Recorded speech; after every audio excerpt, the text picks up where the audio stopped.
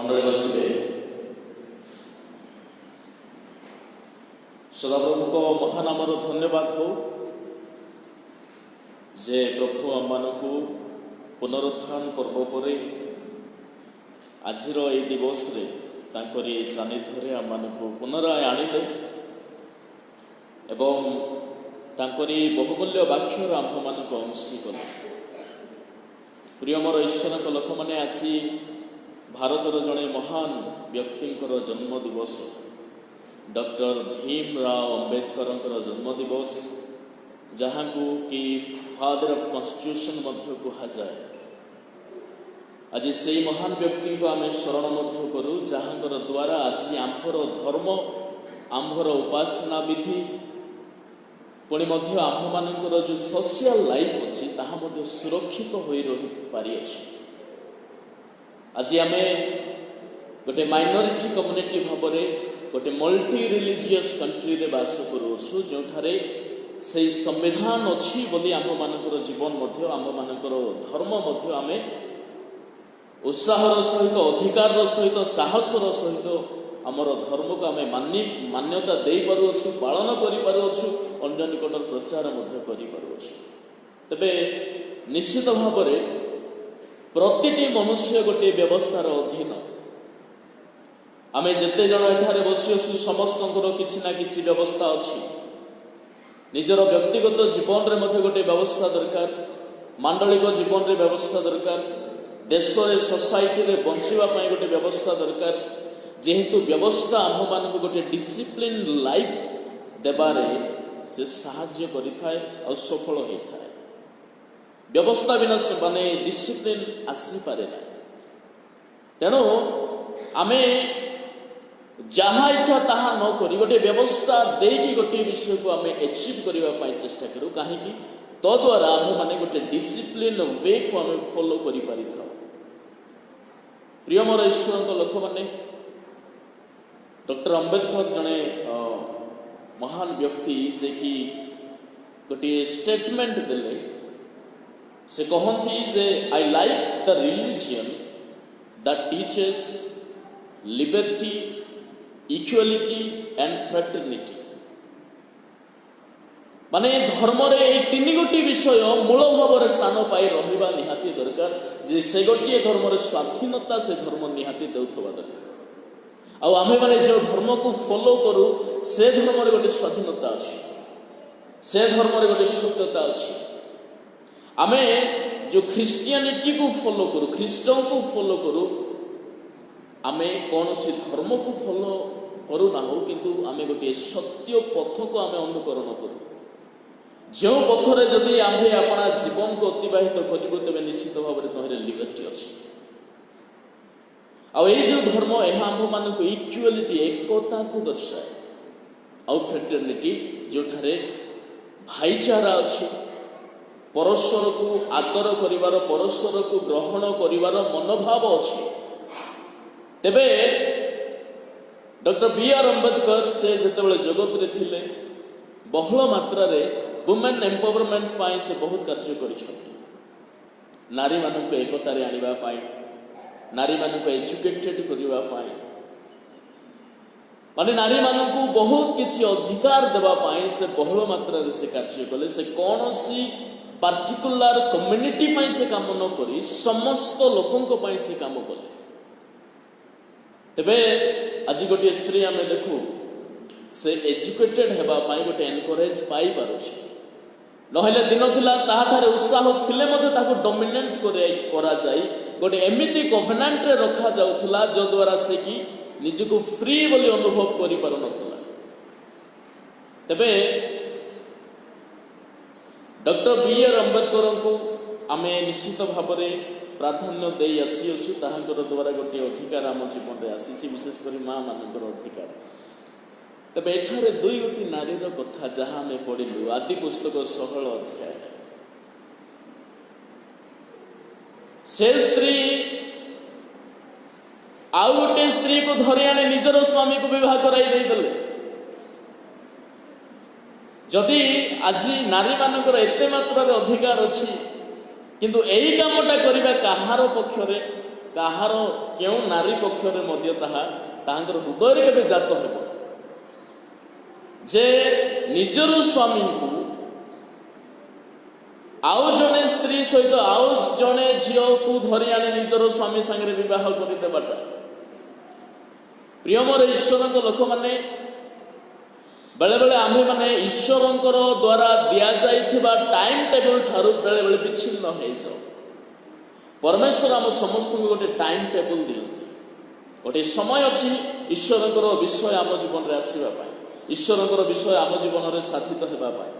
ଗୋଟେ ସମୟ ଥାଏ ଯେଉଁ ସମୟରେ ପରମେଶ୍ୱର ତାଙ୍କରି ବିଷୟକୁ ଆମ ସମ୍ମୁଖରେ ଆଣନ୍ତି, ସେହି ଅନୁସାରେ ଆମକୁ ଆଗକୁ ବଢ଼ାନ୍ତି। ତେଣୁକରି ବାଇବଲ ଧର୍ମଶାସ୍ତ୍ର ଅନୁସାରେ ସେ ଖ୍ରୀଷ୍ଟ ମଧ୍ୟ, ସେ ପରମେଶ୍ୱର ମଧ୍ୟ ସକଳ ବିଷୟ ଏକ ସମୟ ଅନୁସାରେ କଲେ। ସବୁ ବିଷୟରେ ଗୋଟେ ସମୟ ଅଛି। ଜ୍ଞାନୀ ସଲୋମନ ମହାରାଜା ମଧ୍ୟ ସେ କଥା ଦର୍ଶାଇଲେ। ତେବେ ପରମେଶ୍ୱର ଆମ୍ଭମାନଙ୍କୁ ଗୋଟେ ଟାଇମ୍ ଟେବୁଲରେ ରଖନ୍ତି। କିନ୍ତୁ ଏଠାରେ ଗୋଟିଏ କାହାଣୀ, ଯାହାକି ଜଣାଶୁଣା କାହାଣୀ, ଆପଣମାନେ ମଧ୍ୟ ଅତି ଭଲ ଭାବେ ପରିଚିତ ଅଛନ୍ତି। ଗୋଟିଏ ସ୍ତ୍ରୀ ଈଶ୍ୱରଙ୍କର ଟାଇମ୍ ଟେବୁଲ ମଧ୍ୟରେ ରହି ରହି ଅଧୈର୍ଯ୍ୟ ହେଇଗଲେ। ସେ ଭୁଲିଗଲେ ଯେ ପରମେଶ୍ୱରଙ୍କର ପ୍ରମିଜ ଗୋଟେ ଅଛି, ପରମେଶ୍ୱରଙ୍କର ପ୍ଲାନିଂ ଅଛି ମୋ ଜୀବନରେ, ଆମ ଫ୍ୟାମିଲି ମଧ୍ୟରେ। ସେ ଭୁଲିଗଲେ ଯେ ପରମେଶ୍ୱର ଯାହା କହିଛନ୍ତି ତାହା ସେ ସାଧନ କରିବେ। ପାଶରି ଯାଇଛନ୍ତି। ଯେଉଁ ଦୁଇ ଜଣଙ୍କ ବିଷୟରେ ଆମେ ଏଠାରେ ଦେଖୁ, ଗୋଟିଏ ହେଲା ସାରା, ଆଉ ଗୋଟିଏ ହେଲା ହଗାର। ସାରା ଥିଲେ ବିବାହିତା ପତ୍ନୀ, ଯେ କି ସ୍ୱାଧୀନା ସ୍ତ୍ରୀ। ଏମାନଙ୍କର ବୟସ ଯେତେବେଳେ ଗଢ଼ି ଗଲା, ଅବ୍ରାହମଙ୍କର 85 ବର୍ଷ ହେଇଗଲା, ସାରାଙ୍କର 75 ବର୍ଷ ହେଇଗଲା, କିନ୍ତୁ ନିଃସନ୍ତାନ ହେଇଯାଇଛନ୍ତି। କିନ୍ତୁ 2-3 ଥର ପରମେଶ୍ୱର ସେମାନଙ୍କୁ କହିଲେ ଯେ ତୁମ୍ଭର ବଂଶକୁ ଆମେ ଆକାଶର ତାରାତୁଲ୍ୟ କରିବୁ। ତୁମ୍ଭ ଔରସରୁ ଯେଉଁ ସନ୍ତାନ ଜାତ ହେବ, 15 ଅଧ୍ୟାୟର 4 ପଦ ଅନୁସାରେ, ତାହାକୁ ଆମେ ଆଶୀର୍ବାଦର ବଂଶ କରିବୁ। କିନ୍ତୁ ବୟସ ଦେଖିଲା ବେଳକୁ କେତେ ଦିନ ହେଇଯାଇଛି ସାରାଙ୍କୁ? 75 ବର୍ଷର ବୟସ୍କା ସାରା ତାଙ୍କର ନିଜର ମଧ୍ୟ ଆତ୍ମବିଶ୍ୱାସ ହରାଇ ଦେଲେ ଯେ ଏଇ ବୟସରେ ସୁଦ୍ଧା ମୁଁ ଗୋଟେ ସନ୍ତାନ ପାଇବି। ଏଠାରେ ଯଦି କେହି 85 ବର୍ଷର ଭଦ୍ର ବ୍ୟକ୍ତି ବସିଛନ୍ତି କିମ୍ବା 75 ବର୍ଷର ଭଦ୍ର ମହିଳା ବସିଛନ୍ତି, ତେବେ ସେମାନେ ନିଜକୁ ନିଜେ କେବେ ହେଲେ କନଫିଡେଣ୍ଟଲି ନେଇପାରିବେ ନାହିଁ, କହିପାରିବେ ନାହିଁ ଯେ ମୋତେ ଏଇ ବୟସରେ ଗୋଟେ ସନ୍ତାନ ହେବ। କାହିଁକି ପ୍ରଭୁ ବିଳମ୍ବ କଲେ ତାହାର ମଧ୍ୟ ଗୋଟେ ରହସ୍ୟ ଅଛି। ସାରାଙ୍କର ସ୍ତ୍ରୀ ଧର୍ମ ଯେତେବେଳେ ନିବୃତ୍ତ ହୋଇଗଲା, ପ୍ରଭୁ ତାଙ୍କ କୋଳରେ ସନ୍ତାନ ଦେଲେ। କାହିଁକି ଦେଲେ? ତାଙ୍କ ପୂର୍ବରେ କ'ଣ ଦେଇନଥାନ୍ତେ କି? ହେଇଥାନ୍ତା। ତାମାନେ ପରମେଶ୍ୱରଙ୍କର ପ୍ରମିଜ ଆମର ଦୁର୍ବଳତାରେ ସଫଳ ହୁଏ। ଈଶ୍ୱର ତାଙ୍କର କର୍ମ ତାଙ୍କ ଅନୁସାରେ କରନ୍ତି। ଯଦି ସାରାଙ୍କର ଶାରୀରିକ ଶକ୍ତି ଥାନ୍ତା, ଯଦି ସାରାଙ୍କର ସନ୍ତାନ ଜନ୍ମ ଦେବାର ବଳ ବୟସ ରହିଥାନ୍ତା, ଆଉ ସେହି ସମୟରେ ଯଦି ପରମେଶ୍ୱର ସାରାଙ୍କର ଗର୍ଭରେ ଯଦି ସନ୍ତାନ ଦେଇଥାନ୍ତେ, ତେବେ କେ ଜାଣେ ସାରା ଏହା କହିଥାନ୍ତେ ଯେ ଏହା ମୋହର ଶରୀରର ଫଳ ଅଟେ, କାହିଁକି ମୁଁ ଜନ୍ମ ଦେଇଅଛି। କିନ୍ତୁ ତାହାଙ୍କର ସ୍ତ୍ରୀ ଧର୍ମ ଯେତେବେଳେ ନିବୃତ୍ତ ହେଇଗଲା, ଏବେ ସେ କେବେ ହେଲେ କହିପାରିବେ ନାହିଁ ଯେ ଯେଉଁ ଇସାକକୁ ମୁଁ ପାଇଲି, ମୋର ଶରୀରର ଷ୍ଟ୍ରେନ୍ଥ ଅନୁସାରେ, ମୋର ବଳ ବୟସ ଅନୁସାରେ, ମୋର ଶରୀରର ଫଳ ଅନୁସାରେ ସେଟା ମୁଁ ପାଇଛି। କାହିଁକି? ଗୋଟିଏ ସ୍ତ୍ରୀ ଧର୍ମ ପରେ ନିବୃତ୍ତ ପରେ ଆଉ ସେ କେବେ ସନ୍ତାନ ଜନ୍ମ ଦେଇପାରିବ ନାହିଁ। ତେଣୁକରି ପରମେଶ୍ୱର ଅପେକ୍ଷା କରାଇଲେ। ତାହାଙ୍କର ପ୍ରତିଜ୍ଞା ଶାରୀରିକ ବିଧି ଅନୁସାରେ କେବେ ହେଲେ ସେ ସାଧନ କରନ୍ତି ନାହିଁ। ତେଣୁ କେବେ ହେଲେ ଏହା ଭାବିବା ଉଚିତ ନୁହେଁ ଯେ ମୋହର କର୍ମ, ମୋହର ପ୍ଲାନିଂରେ ଈଶ୍ୱରଙ୍କର କାର୍ଯ୍ୟ ସାଧନ କେବେ ହେବ। ଈଶ୍ୱରଙ୍କର ପ୍ଲାନିଂ, ଈଶ୍ୱରଙ୍କର ପ୍ରମିଜ, ପରମେଶ୍ୱରଙ୍କର ଯାହା ମଧ୍ୟ ଆମ ଜୀବନର ଆଗ ପଛ ସବୁ କ୍ଷେତ୍ରରେ ସେ ରଖିଛନ୍ତି, ତାହା ତାହାଙ୍କର ଅନୁସାରେ ସେ ସାଧନ କରନ୍ତି। ମୋ ପ୍ରିୟ ଈଶ୍ୱରଙ୍କ ଲୋକମାନେ, କିନ୍ତୁ ସାରା ଗୋଟିଏ ଭୁଲ କଲେ, 2-3ଟି ଭୁଲ କଲେ, ଆଉ ଗୋଟିଏ ବହୁତ ବଡ଼ ସମସ୍ୟାରେ ସେ ପଡ଼ିଗଲେ। बेले बेले आम निजर भूल को निजे डाकी आण समस्या बेले बेले आम आह्वान करूँ आउ से समस्या जिते बेले आसबे आम ताहार अधीन बंचवाटा स्टार्ट कर आउ समान विषय सारा सारा कौन लिखा जाए जदि आम पढ़ू 16 पदरे अब्राहम भाजिया सारे निसंतान थिले पुणी हागार नामनी ताहाकर एक मिसरिया दासी थिला এই যে মিশরিয়া দাসী কথা বাইবেলরে লেখা যায় আদি পুস্তক 12 অধ্যায়ের 16 পদ অনুসারে যেতেবেলে অব্রাহামଙ୍କର নিজস্ব স্থাନରେ দুর্ভিক্ষ আসিলা ସେହି ସମୟରେ ଅବ୍ରାହମ ମିଶର ଦେଶରେ କିଛି ସମୟ ପାଇଁ ପ୍ରବାସୀ ହେଲେ ସେହି ସମୟରେ ଫାରୋ ରାଜା ଅବ୍ରାହମଙ୍କୁ ଦାସ ଦାସୀ ଅନେକ संपद दे ताहांको विदाय देले और सही समय हागार को मध्य फारोंक द्वारा अब्राहम को दिया जाइतिला गोटे दासी भाव ए दासी मिशरिया एहा जते बेले अब्राहम एई लोक एई व्यक्ति दासी जते बेले अब्राहम को घरे स्थान पाइला एबे सारा ईश्वरंकर प्रमिज रु विमुख होई माने हागार आडको निजर अटेंशन दे देछ सी टर्न टुवर्ड हागार परमेश्वर हागार को निजर प्रमिज अधीन करना से प्लानिंग रही ना सी वाज आउटसाइडर किंतु एई जो सारा ईश्वरंकर वे को छाड़ी प्रथम भूल जीवन यह केबे करंतु नहीं ईश्वरंकर वे को छाड़ी ईश्वरंकर प्रमिज को छाड़ी काहाड़ को मुह फेराई दीजिए गोटे शारीरिक मनुष्य आड़ को फेराई देला इसहाक जदि जन्म हेबे प्रतिज्ञार संतान हेबे हागार जदि जन्म देव शारीरिक संतान हम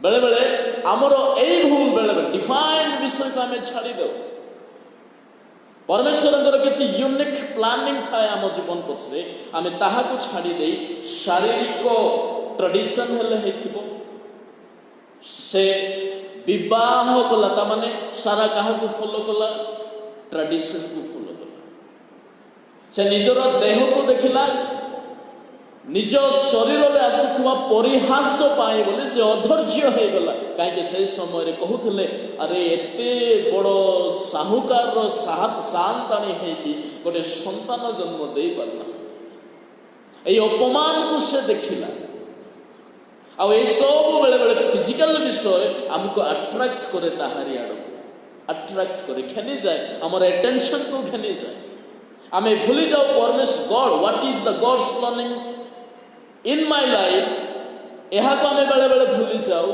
किंतु कहा ट्रेडिशन गोटे मनुष्यर अट्रैक्शन से चाहिला ईश्वर तो केबे देबे हेड जगली पूरा के दिन जगली आमर देशिया भाषा रे जदि कहबा जोगी जोगी काई मुई आरी डोकरी तो हेलिबा आरी डोकरी हेछि कि एबे हेडी पूरा केते सुंदर भेंडिया डागल अछि ताकू आनी विवाह कर देले कोन थरी आनीला विवाह करिवार प्लानिंग कला it was her first wrong step द्वितीय विषय कोन करिछि जे से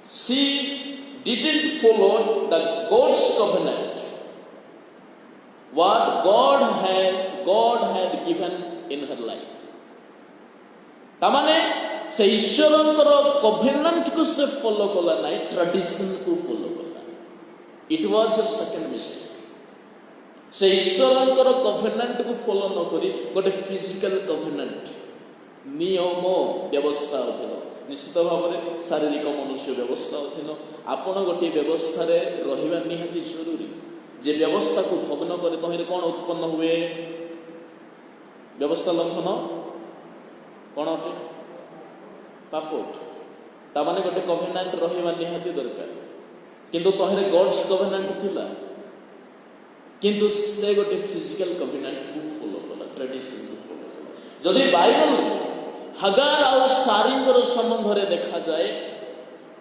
सेमाने दुई प्रकार विपरीत व्यवस्था थिले जदि गालाती पुस्तक 4 अध्याय बाहर करू 4 अध्याय 23-24 पदरे लिखा जाए।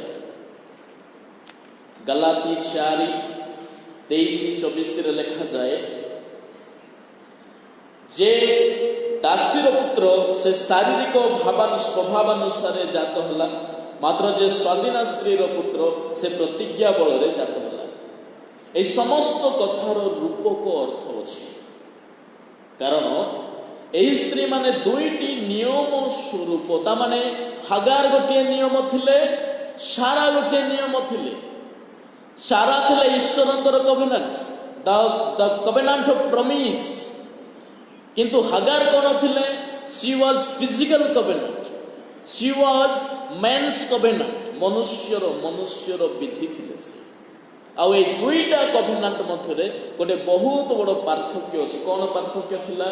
जदि 29 पद पढ़ू तहिरे लिखा जाए, किंतु शारीरिक स्वभाव अनुसार जे जात से जेपरि से समय आत्मा प्रतिज्ञा अनुसार जे जात ताहाको ताड़ना करुथला, सेहीपरि एबे मध्य घटुअछि। ता माने ए दुईटा कवेनांट, दुईटा व्यवस्था अछि। कहबि कौन कौन से दुईटा व्यवस्था? ये दुईटा जाक व्यवस्था गोटिए मनुष्य ठारे अछंती। आज भी ऐसे ही है। इसका समझना बहुत जरूरी होता है। अगर आप इन दोनों जो नियम हैं, इन दोनों में से अगर आपका सिलेक्शन अगर गलत हो गया तो जीवन में बहुत बड़ा गलतियां ये सारे विषय हम करते ही जाएंगे। इसलिए हम जिस नियम के अधीन हैं उस नियम को अच्छे से हमको समझना बहुत जरूरी होता है। एठारे जो दुईटा नियम, ए दुईटा नियम परस्पर को केबे हेले देखि सुहा सही हेई पारंती नहीं। ए दुईटा नियम कंप्लीटली अपोजिट। गोटिए नियम आउ गोटे नियम को ताड़ना करे एबे मध्य घटुअछि। माने पाउलଙ୍କ समय कोन सारा हागार थिले कि ना, किंतु सेमानकर नियम आज मध्य मंडली मध्य अछि। सेमानकर नियम आज मध्य गोटे विश्वासी जीवन रे अछि। दुईटा व्यवस्था रोमियो 8 अध्याय 1 और 2 पद कौन लिखा जाए? अतएव झील माने ख्रीष्ट जीशु ठारे अछंती सेमानक प्रति वर्तमान कौनसी दंडाज्ञा नहीं, कारण जीवनदायक आत्मा व्यवस्था ख्रीष्ट जीशु सहभागितार तुम्भकु पाप और मृत्युदायक व्यवस्था मुक्त करियोछि। तामाने एठारे दुईटा व्यवस्था अछि। कौन कौन? प्रथम व्यवस्था कौन? गोटे व्यवस्था आत्मा व्यवस्था, the covenant of promise of God, ईश्वरंकर प्रतिज्ञान व्यवस्था, जो कौन अच्छी? जीवन अच्छी, जीवन अच्छी। जदि आम से नियम को ग्रहण करी से नियम अनुसार बंचा आरंभ कलु तो जीवन निश्चित अच्छी। जन मनुष्य बंचार गोटे भरोसा अच्छे, होप अच्छे। किंतु आउ गोटे व्यवस्था क्यों व्यवस्था? पाप मृत्युदायक व्यवस्था।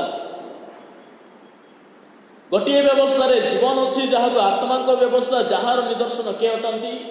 सारा। गोटे व्यवस्था पापर व्यवस्था, जो मृत्यु अच्छी, ताहार निदर्शन कौन है? हेले ए पापर व्यवस्था और आत्मा व्यवस्था मध्य सब बेले झगड़ा चलू थाए। तेणुकरी पाउल कहले 7 अध्याय रोमियो तहिर 23 पदरे लिखा अछि। तहिरे लिखा जाए, किंतु मु मोहर अंग प्रत्यंग रे गोटे भिन्न व्यवस्था देखे। देखो अंग प्रत्यंग कहले कौन अटे? पाउल निजे निजर देह को देखिले, निजर जीवन को देखिले, तहिरे से गोटे अन्य प्रकार रूल को देखिले, कानून को देखिले। मो कथा बुझी पारुछंती कि जे माने मते सुनुछंती? से गोटे व्यवस्था ताहांकर देहर अंग प्रत्यंग रे देखिले। अंग प्रत्यंग कहले कौन अटे? आमर हाथ, गोड़, आखि, कान, नाक जहाँ मध्य एठारे गोटे व्यवस्था से देखिले।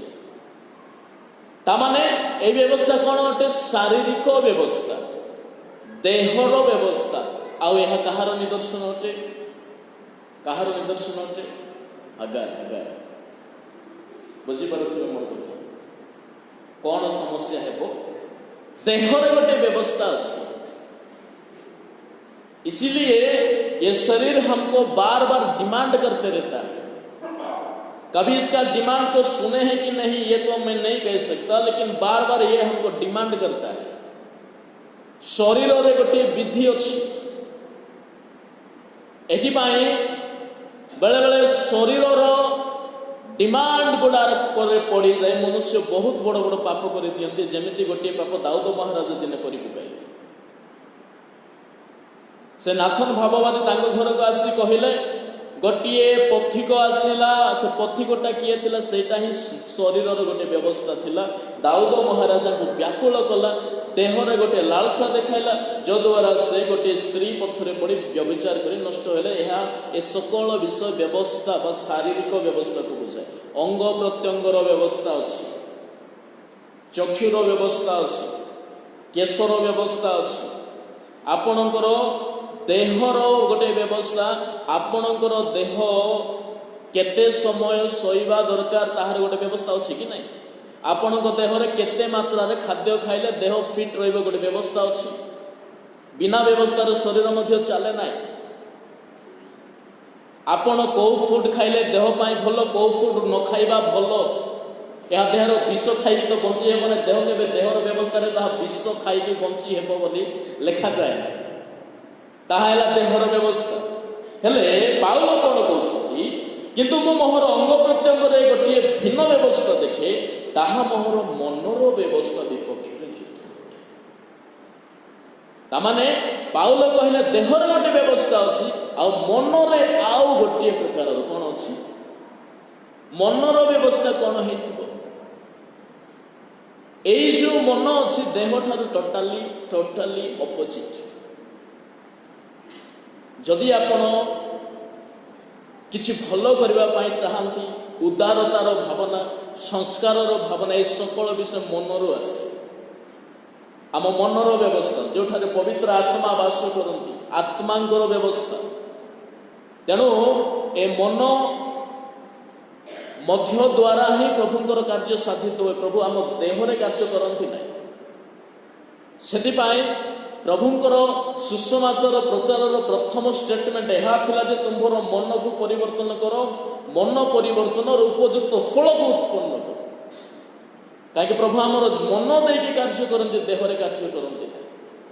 तेणुक शारीरिक विषय ईश्वर विषय को एभॉइड करने उचित नुहे। हेले ये दुईटा व्यवस्था गोटे घरे अच्छे। अब्राहम घरे दुईटा व्यवस्था अच्छे। आपण जीवन में मत चेकिंग करूँ, आपणकर देहरे व्यवस्था थी, आपणकर मनरे व्यवस्था थी। किंतु कौन घटिला जेते बेले सारा कौन कले हागार को अब्राहमंकर स्त्री करदेले। परिशेष कौन घटिला से हागार से देहर व्यवस्था सारा आत्मांकर व्यवस्था को कौन कला दमन करने चेष्टा कला, तुच्छ करने आरंभ कला। तो ये समस्या अच्छे। माने शारीरिक व्यवस्था चेष्टा करे आपणकर मन को प्रभु ठारू दूरे रखा, आत्मांकर कथा को दमन करी से निजे श्रेष्ठ हो रही चेष्टा करे। जमती गोटे उदाहरण देख धरी नियंतु, आपण गोटे मन डिसाइड करदेले आपणकर मन यह चिंता कला जे मु आसंता काली ठीक ठीक समान 4टा राति में उठिकी आ प्रार्थना करी। यह किए डिसाइड कर मन डिसाइड कला। आप फिल कले ना प्रार्थना मो जरूरी अच्छे। मनरे डिसाइड कले आसंता काली ठीक 4टा बेले मैं उठिकी प्रार्थना करी।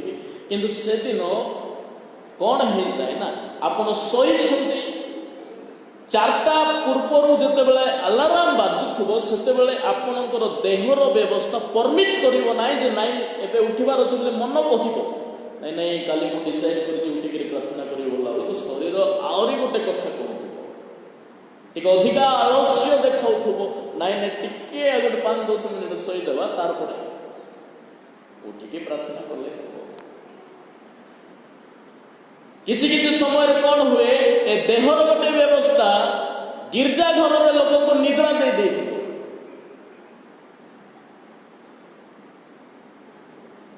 एठारे मन जदि एटेंटिव थी तेरे भल विषय तो ग्रहण कर। କିନ୍ତୁ ଦେହ ଚାହେଁ ନାହିଁ। ଆଖି କ'ଣ କରେ, ଟିକେ ଢୁଙ୍କ୍ରାଇବା ପରି ପରିସ୍ଥିତି ସୃଷ୍ଟି କରିଦେଲା ପରେ ଏ ମନ ପାଇଁ ଯେଉଁ ବାକ୍ୟ ଦରକାର ଥିବ ସେଇ ବାକ୍ୟ ଆଉ ସେ ମନ ଗ୍ରହଣ କରିପାରିବ। ଏହା ହେଲା ଦେହର ବ୍ୟବସ୍ଥା। ଦେହର ବ୍ୟବସ୍ଥା କ'ଣ? ଶୀତ ଦିନରେ ଜଲ୍ଦି ଉଠିକି ପ୍ରାର୍ଥନା ଯିବାକୁ ଆପଣଙ୍କୁ ଅଟକାଇବ। କାହିଁକି? ସେଦିନର ପାଣି ପାଖେ ଆପଣଙ୍କର ଦେହ ଯିବାକୁ ଇଚ୍ଛା କରିବ ନାହିଁ। ଆରେ ପାଣିକୁ ଛୁଇଁବି ନାହିଁ। ଦେହର ବ୍ୟବସ୍ଥା। କିନ୍ତୁ ମନ କ'ଣ ବୋଲି କହିବ? 8ଟା ବେଳେ ମୋତେ ବାର କୁହାଯାଉଛି 8ଟା ବେଳେ ଗୀର୍ଜାକୁ ଯିବାର ଅଛି। ಯಾಕೆ କହୁଛି? କିନ୍ତୁ ଏ ଦେହର ବ୍ୟବସ୍ଥା ଡମିନେଟ୍ କରିବା ପାଇଁ ଚେଷ୍ଟା କରେ। ସେଥିପାଇଁ ବେଳେବେଳେ ମନୁଷ୍ୟ ଫେଲ୍ ହେଇଯାଏ, ସ୍ପିରିଚୁଆଲ ଲାଇଫରେ ଫେଲ୍ ହେଇଯାଏ। ସାରା ସେଇ ଭୁଲ କଲେ ସେ ଈଶ୍ୱରଙ୍କର କଭେନେଣ୍ଟକୁ ଛାଡ଼ିଦେଲେ ଆଉ ଫିଜିକାଲ କଭେନେଣ୍ଟକୁ ଆଣିଲେ, ନିଜର ସମାନ କରିଦେଲେ। ତ ତାଙ୍କର ତୃତୀୟ ଭୁଲ କ'ଣ ଥିଲା? ତୃତୀୟ ଭୁଲ ଏହା ଥିଲା ଯେ ସେ ଯାହା ଈଶ୍ୱରଙ୍କର ପ୍ରମିସ୍ର ପ୍ରତିଜ୍ଞାର ଅଧୀନ ନଥିଲା ତାହାକୁ ପାର୍ଟେକର କରାଇଦେଲେ, ଅଂଶ ଦେଇଦେଲେ, ସମାନ ଅଂଶ ଦେଇଦେଲେ, ସମାନ ଅଂଶ ଦେଇଦେଲେ। ଗୋଟିଏ ଦାସୀକୁ ଆଣିକି ତୁମେ ମୋର ସୌତୁଣୀ ହୋ ବୋଲିକି ଯଦି କହିବ, କ'ଣ ପ୍ରୋବ୍ଲେମ ହୁଏ ସେଠି? ସେ ଦାସୀ ଆଉ ଫିଲ୍ କରିବ ନାଇଁ ନାଇଁ ନାଇଁ ନାଇଁ ନାଇଁ ନାଇଁ, ଆରେ ମୁଁ ତ ମୋର ଦାସୀ ତାର ହଜବେଣ୍ଡକୁ ଯଦି ମୋତେ ବିବାହ କରି ଦେଇଛନ୍ତି ବୋଲେ ମୋର ଭିତରେ ମୋତେ କିଛି ଭଲଟା ଅଛି ନା। ଏବେ ମୁଇଁ କାହିଁକି ମୋର ମାଲିକାଣୀର କଥାକୁ ମୁଁ ଶୁଣିବି? କାହିଁକି ସମାନ ଅଂଶ ପାଇଗଲା। ତେଣୁକରି ଯାହା ଆଉଟସାଇଡର ଅଟେ, ଯାହା ବାହାରୁ ଅଟେ, ଯାହାକୁ ପ୍ରଭୁ ଆପଣଙ୍କର ଭିତରେ ରଖିନାହାନ୍ତି, ତଦ୍ରୂପ ବିଷୟକୁ ଆଣି ଆପଣଙ୍କର ସମାନ କେବେ ହେବାକୁ ଦେବେ ନାହିଁ।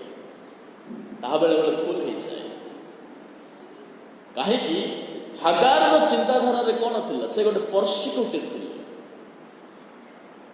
ସମାନ ସମୟ ସୁଯୋଗ ଦେଖିକି ଯଦି ତାଙ୍କୁ ସମାନ ଟିକେ ରେସ୍ପେକ୍ଟ ମାନ୍ୟତା ମିଳିଗଲା, ଯେ ତାହାକୁ ରେସ୍ପେକ୍ଟ ଦେଇଛି ତାକୁ ହିଁ ପର୍ସିକ୍ୟୁଟ୍ କରିବାର ଚିନ୍ତାଧାରା ଆର ଭିତରେ ଅଛି, ହାଗାର ଭିତରେ ଅଛି। କିନ୍ତୁ ଇଏ କ'ଣ କରିଛନ୍ତି? ତାହାକୁ ସମାନ ଅଧିକାର ଦେଇଦେଇଛନ୍ତି, ସମାନତା। ତେଣୁ ବାଇବଲରେ ଗୋଟେ ସୁନ୍ଦର କଥା ସାଧୁ ପାଉଲ କହିଲେ, 2 କରନ୍ତି 6:14 ଲେଖାଯାଏ।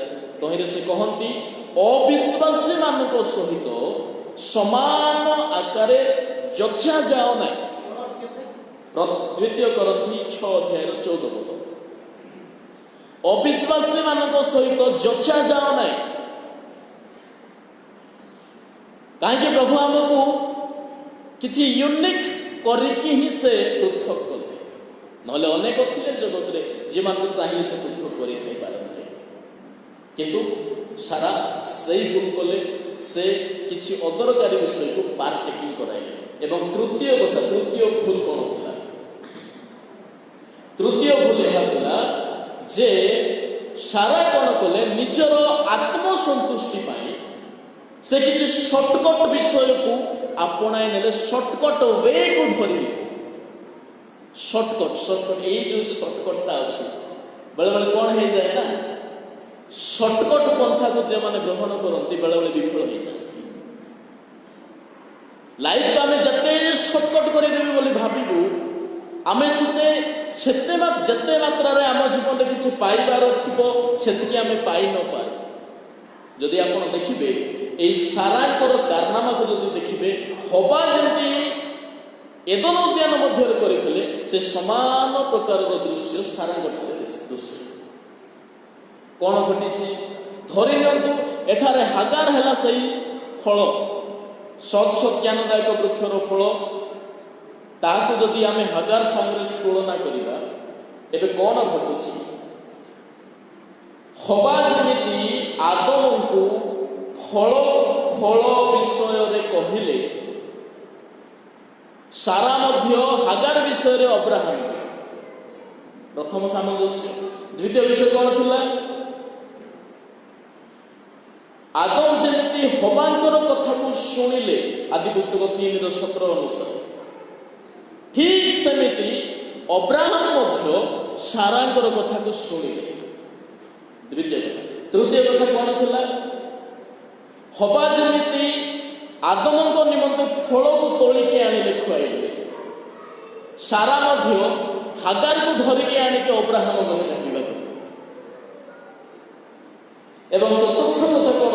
ଏ ବିବାହ ମାନେ ଯେମିତି ଏଇ ଫ୍ରୁଟ୍ସ ଅବ୍ରାହମଙ୍କୁ ବା ଆଦମଙ୍କୁ ଦିଆଗଲା, ସେମିତି ହିଁ ସାରା ମଧ୍ୟ ହାଗାରକୁ ଆଣିକି କାହାକୁ ଦେଇଦେଲେ? ଅବ୍ରାହମଙ୍କୁ ଦେଇଦେଲେ। ଆଉ ଆଦମ ଯେମିତି ଫେଲ୍ଡ ହେଇଥିଲେ, ସେଇ ସମାନ ଆକାରରେ ଅବ୍ରାହମ ମଧ୍ୟ ଫେଲ୍ଡ ହେଇଥିଲେ।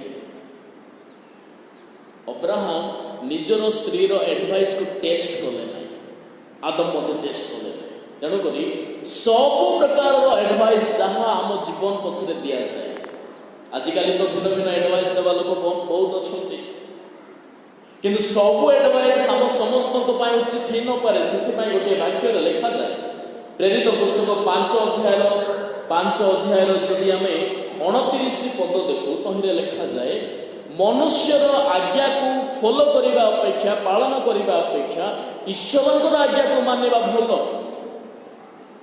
ତେଣୁକରି ମୋ ପ୍ରିୟ ପ୍ରଭୁଙ୍କ ଲୋକମାନେ, ଏଠାରେ ଆମେ ଏଇ 3-4 ଗୋଟି ସମସ୍ୟା ହେତୁ ସେଦିନ ଗୋଟେ ସ୍ପିରିଚୁଆଲ ବ୍ୟବସ୍ଥା ଅଧୀନରେ ଥିବା ବ୍ୟକ୍ତି ପର୍ସିକ୍ୟୁଟ୍ ହେବାକୁ ଆରମ୍ଭ କଲା। କାହିଁକି? ଗୋଟେ ମନୁଷ୍ୟର ସ୍ପିରିଚୁଆଲ ଲାଇଫ୍ ଧୀରେ ଧୀରେ ନଷ୍ଟ ହେଇଯାଏ। କାହିଁକି? ଆମେ ସମସ୍ୟାକୁ ଡାକି ଆଣୁ ଜୀବନ ମଧ୍ୟରେ। ଜ୍ଞାନୀ ସଲୋମନ ଗୋଟେ କଥା କହିଲେ, ଶେଷ ପଦ ପଢ଼ିକି ସମାପ୍ତ କରିବା। ଜ୍ଞାନୀ ସଲୋମନ ଗୋଟେ କଥା କହିଲେ, ପୃଥିବୀରେ 4ଟା ବିଷୟ ପୁଣି ଅତି ଭାରି ଅଟେ, ବହୁତ ଓଜନ ଅଟେ। ଯଦି ଆମେ ହିତୋପଦେଶ ବହିର 30 ଅଧ୍ୟାୟ 21 ପଦରୁ 23 ପଦ ମଧ୍ୟରେ ଯଦି ଦେଖୁ, ତହିଁରେ ଲେଖାଯାଏ, ହିତୋପଦେଶ ପଢ଼ନ୍ତୁ କେ ବାହାର କଲେ, 30 ଅଧ୍ୟାୟ ତହିଁର 21ରୁ ତଳେ ଲେଖା ଅଛି, 3 କଥାର ଭାରରେ ପୃଥିବୀ କମ୍ପିତ ହୁଏ, ପୁଣି 4 କଥାର ଭାରରେ ମଧ୍ୟ ତାହା ସେ ସହିପାରେ ନାହିଁ। ପ୍ରଥମ କଥା କ'ଣ ଅଟେ? ରାଜତ୍ୱ ପ୍ରାପ୍ତ ଦାସର ଭାର। ନମ୍ବର 1। ଦିନେ ହିଟଲରଙ୍କର କଥା ଆମେ ସମସ୍ତେ ଜାଣିଛୁ। ଏଡଲ୍ଫ ହିଟଲର ବୋଲି ଜଣେ ଗୋଟିଏ ବଡ଼ ତାନାସା ଥିଲେ ଜର୍ମାନୀ ଦେଶରେ, ଯାହାଙ୍କର ଦ୍ୱାରା ନିୟୁତ ଜିଉସ୍ ମାନଙ୍କୁ ନିହତ କରାଗଲା। ସେ ଗୋଟିଏ ମଞ୍ଚରେ ଠିଆ ହେଇକି ସେ ଭାଷଣ ଦେଉଛନ୍ତି। ସେ ଭାଷଣ ସମୟରେ ସେ ଗୋଟିଏ ଷ୍ଟେଟମେଣ୍ଟ ୟୁଜ୍ କଲେ, I M the example of kind servant. ମୁଁ ଗୋଟେ କାଇଣ୍ଡ ସର୍ଭେଣ୍ଟର ଉଦାହରଣ ଅଟେ।